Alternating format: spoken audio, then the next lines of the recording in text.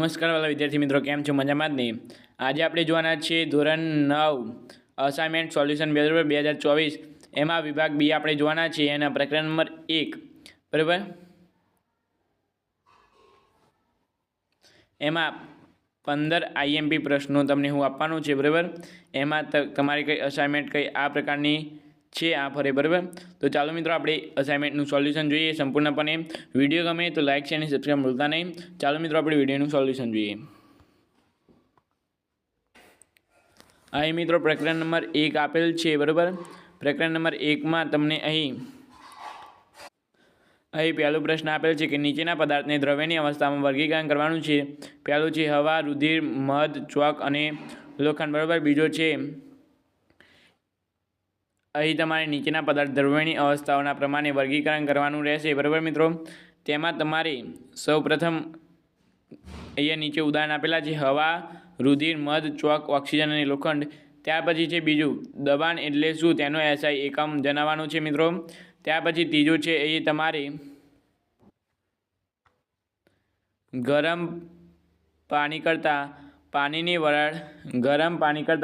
વરાળ વધુ દજાય છે કારણ આપો બરાબર. આવો કઈ પ્રશ્ન છે તમારે જોઈ લેજો બરાબર. ત્યાર પછી દ્રવ્યના કણોની લાક્ષણિકતાઓ જણાવવાની છે મિત્રો. આ ખૂબ જ ઇમ્પોર્ટન્ટ પ્રશ્ન છે, દ્રવ્યની કણોની લાક્ષણિકતાઓ બરાબર. ત્યાર પછી આગળ જોઈએ આપણે તો અહીં તમારે આપેલ છે તળાવ, સ્વિમિંગ પુલમાં પાણીના પ્રવાહની કાપી આગળ વધી શકે છે. અહીં દ્રવ્યનો કયો ગુણધર્મ જોવા મળે છે? આ 5 નંબર થઈ ગયો. 6 નંબર છે નીચેનામાં વધતી જતી ઘનતાને યોગ્ય ક્રમમાં ગોઠવો. હવા, ચીમનીમાંથી નીકળતો ધુમાડો, મધ, પાણી, ચોક, રૂ અને લોખંડ. ત્યાર પછી તાપમાનનો આંતરરાષ્ટ્રીય એસઆઈ એકમ જણાવો. તાપમાનનું મૂલ્ય કેલ્વિન માપક્રમમાં સેલ્સિયસ અને સેલ્સિયસ માપક્રમમાંથી કેલ્વિન માપક્રમમાં રૂપાંતરિત કેવી રીતે કરવામાં આવે છે બરાબર. ત્યાર પછી આપણે આગળ જોઈએ. અહીં 8 નંબર છે કે ગલનગુપ્ત ઉષ્મા એટલે શું બરાબર. તમારે જે ગલનગુપ્ત ઉષ્માનું તમારે ભણવામાં આવ્યું હતું તે છે ગલનગુપ્ત ઉષ્મા એટલે શું. બરફની ગલનગુપ્ત ઉષ્મા જણાવો. આની પીડીએફ તમને આપણી Telegram channel the Gujarati education પર મળી જશે, ત્યાં જઈને તમે મેળવી શકો છો. 9 નંબર છે વાયુનું પ્રવાહી એટલે શું બરાબર. 10 નંબર છે દ્રવ્યની ત્રણેય અવસ્થાઓનું આંતરિક રૂપાંતર જણાવો. 11 નંબર છે ગરમ તેમજ સૂકા દિવસોમાં કુલર વધુ ઠંડક આપે છે, શા માટે? 12 નંબર છે નીચેના દ્રવ્ય તાપમાનોને અંશ સેલ્સિયસમાં માપક્રમમાં ફેરવો. એમાં 470 છે અને બીજું 384 છે.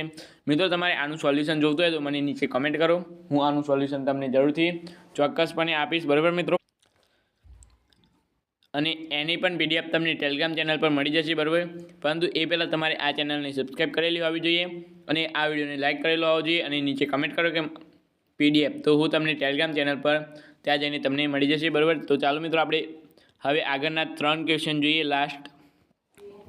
તો અહીં 13 નંબરનો છે નીચે દર્શાવેલ તાપમાનને કેલ્વિન માપકણમાં ફેરવો. પહેલો છે 400 સેલ્સિયસ, બીજો છે -181 સેલ્સિયસ. ખૂબ જ ઇમ્પોર્ટન્ટ છે મિત્રો, આ જોજો કારણ કે આવા તમારે પૂછાતા હશે દાખલા, તમને આવડશે નહીં. ત્યાર પછી 14મો છે તફાવત આપો. બાષ્પીભવન અને ઉત્કલન બરાબર. તફાવત આપવાનું છે તમારે બાષ્પીભવન અને ઉત્કલન. ત્યાર પછી 15મો છે ઠારણ એટલે શું. ઉષ્માની દ્રષ્ટિએ કયા પ્રકારની પ્રક્રિયા છે. ખૂબ જ અહીંયા પણ આઈએમપી છે, 3 આઈએમપી છે મિત્રો. તો ખાસ કરીને આ 3ને તમે પહેલાં તૈયાર કરી નાખજો બરાબર.